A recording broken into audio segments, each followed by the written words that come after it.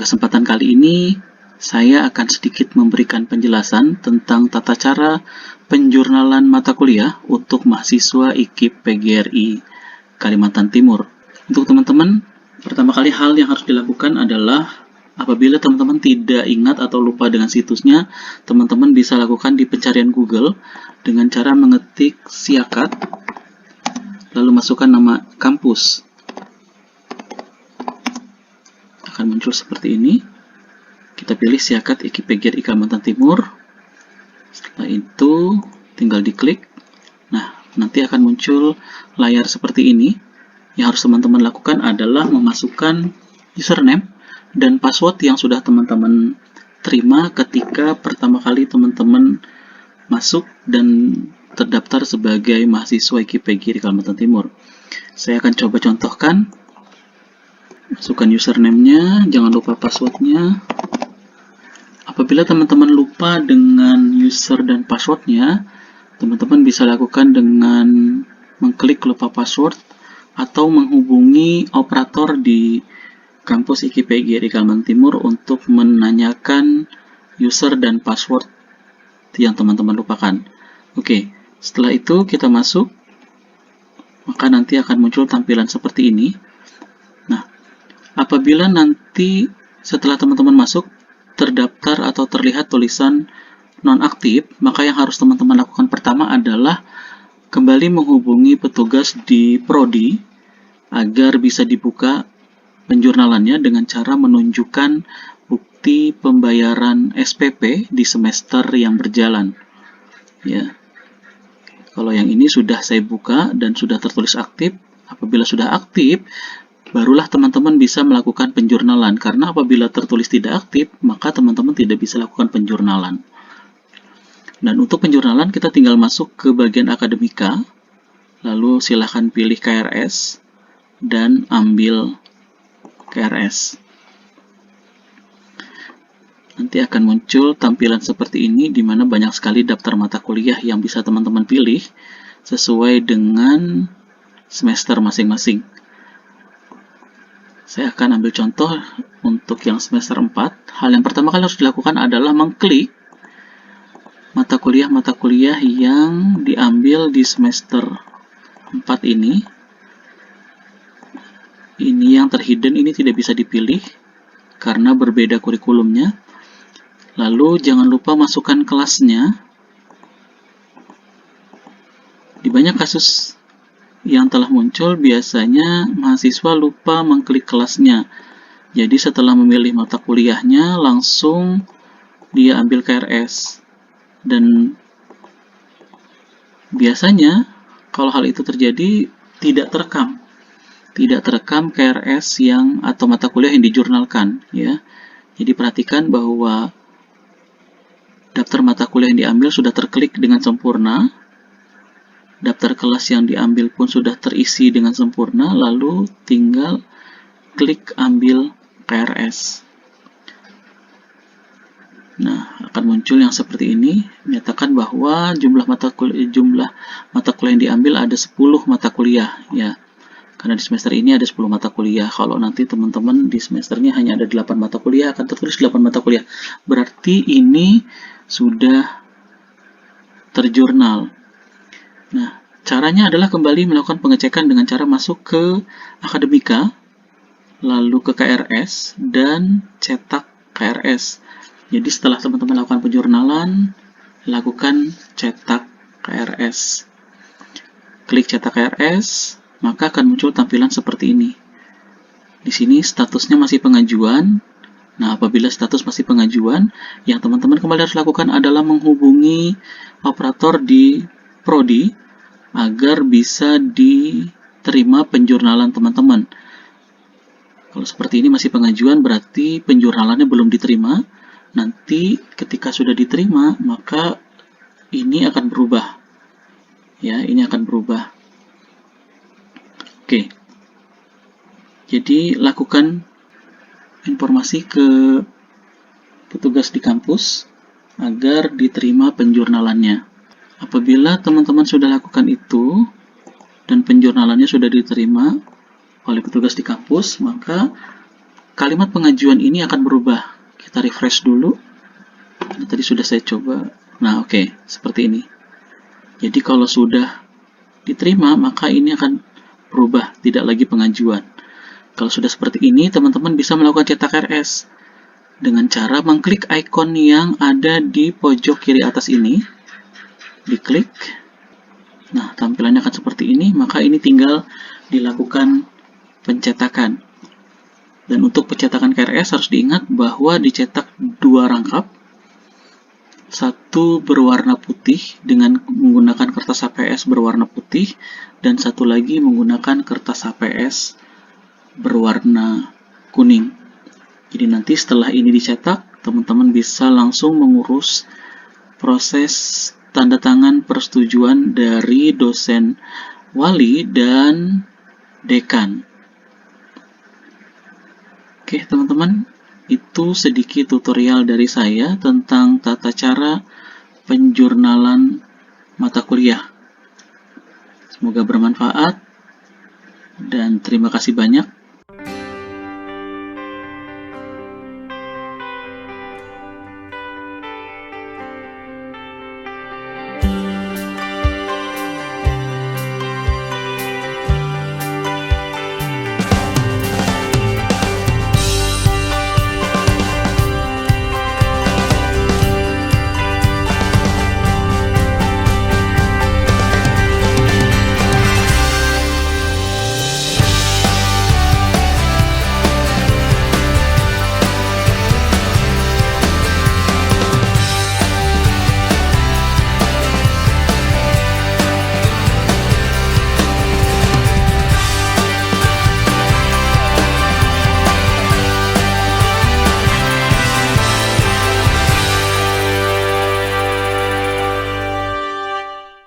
Selamat datang di channel saya, Jurnal Dedi. Untuk yang pertama kali bergabung dengan channel saya, tidak ada salahnya teman-teman untuk like, komen, dan subscribe di akhir video ini. Ketika kalian sudah bayar, mau kah setengah, mau kah full, ya, tunjukkan tanda buktinya ke saya. Ya, tunjukkan tanda buktinya ke saya. Untuk yang ada di luar Samarinda boleh difoto, tapi yang di Samarinda kalau bisa datang aja ke kampus. Kenapa? Karena kalau dipoto semua, memori saya penuh, dan saya ingatkan bahwa saya tidak menyimpan tanda bukti ya. Saya hanya melihat untuk membuka. Karena ada kemarin mahasiswa yang, Pak, boleh nggak dicekkan? Saya pernah kirim tanda bukti saya ke Bapak, masih ada nggak disimpan? Saya tidak pernah simpan. Setelah saya buka, saya lihat, dan saya masukkan ke sistem, tanda bukti itu saya pasti hapus. Sebab kalau saya harus simpan, bayangkan berapa jumlah mahasiswa ekonomi. Anggaplah satu angkatan itu 600. Berarti ada 600 foto yang saya simpan. Gitu. Jadi makanya setiap kali kalian pikirin foto kah apa itu, setelah itu saya pasti hapus. Saya tidak simpan. Jadi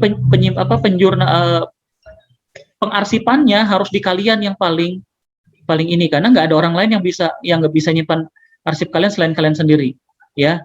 Jadi kalau sudah nanti penjurnalan dibuka, kalian sudah lakukan pembayaran, cepat lakukan penjurnalan dan dilihat kapan batas terakhir. Kan rasanya ketika kalian cetak KRS itu juga di kredit title yang berjalan di atas itu rasanya juga terterangkan tanggal berapa itu akan ditutup.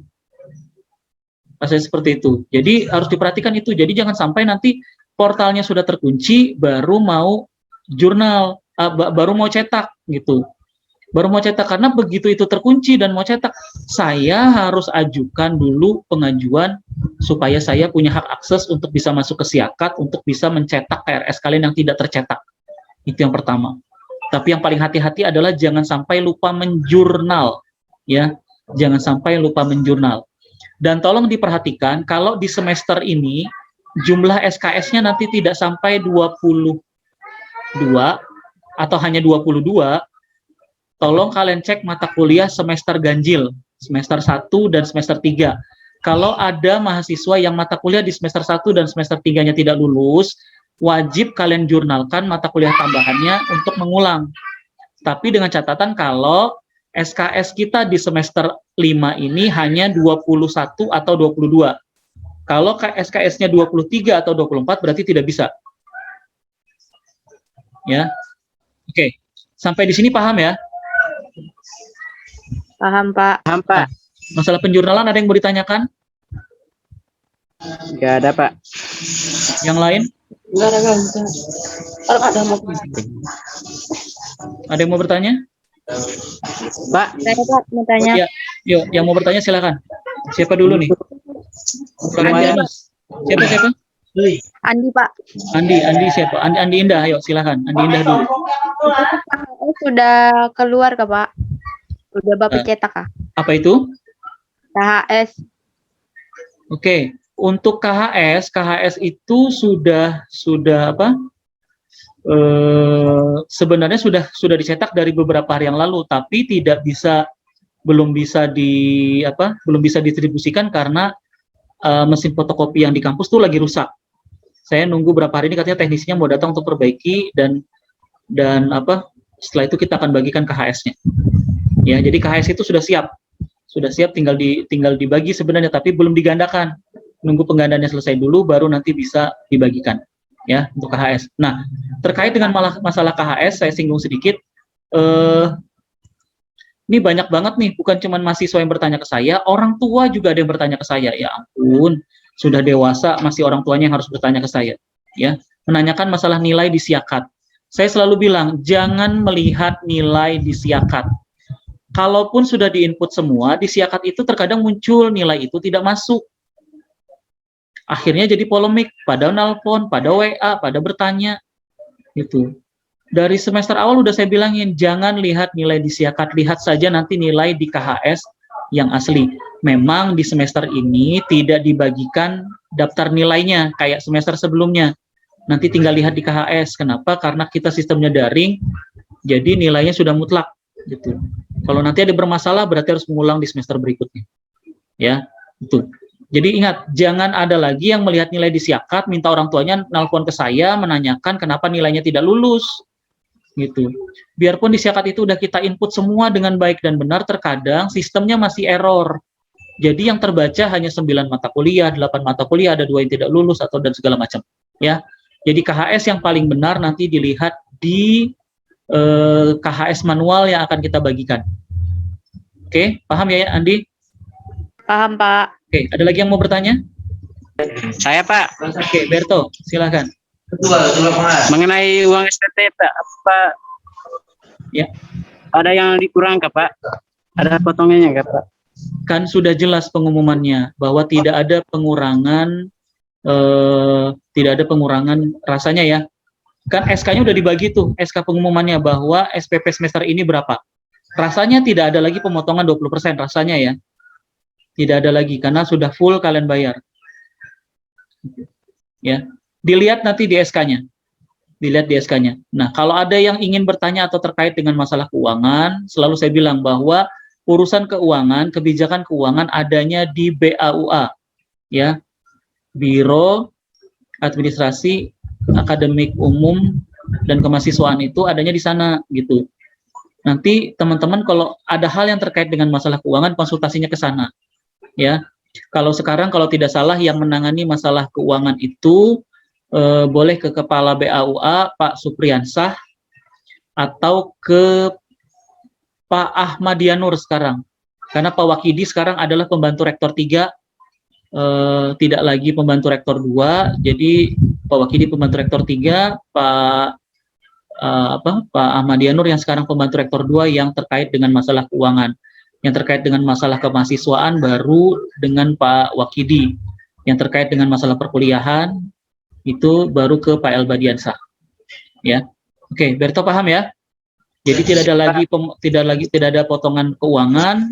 Kalau ada masalah yang terkait dengan masalah keuangan, silahkan teman-teman konsultasinya ke BAUA atau ke pembantu rektor 2. Oke, ada lagi yang lain?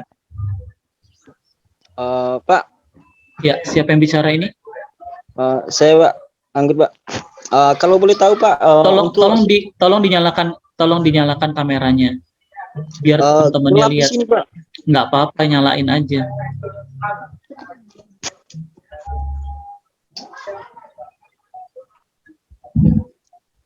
Coba dinyalakan kameranya. Itu Pak.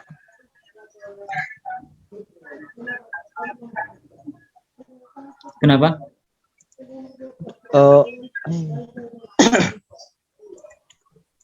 Anu Pak, mau nanya untuk sistem pembelajaran ini nanti Pak, semester ganjil Pak. Semester 5. Oke. Iya Pak. Masih online atau offline? Sebenarnya sudah direncanakan untuk kita untuk kita offline, ya, untuk kita tatap muka. Makanya dosen-dosen, staf dan semua yang ada di kampus itu sudah divaksin. Karena syarat mutlak atau wajib untuk bisa mengajar di kampus adalah sudah harus punya kartu vaksin. Itu yang pasti. Kita sudah vaksin semua, tapi kan kebijakan masalah daring atau tidak daring itu sebenarnya kementerian sudah mengizinkan untuk universitas tatap muka, tapi kan kebijakan dari pemerintah daerahnya yang mungkin masih tidak mengizinkan. Seperti sekarang kita PPKM, sudah mati nih, nggak bisa ngapa-ngapain, gitu.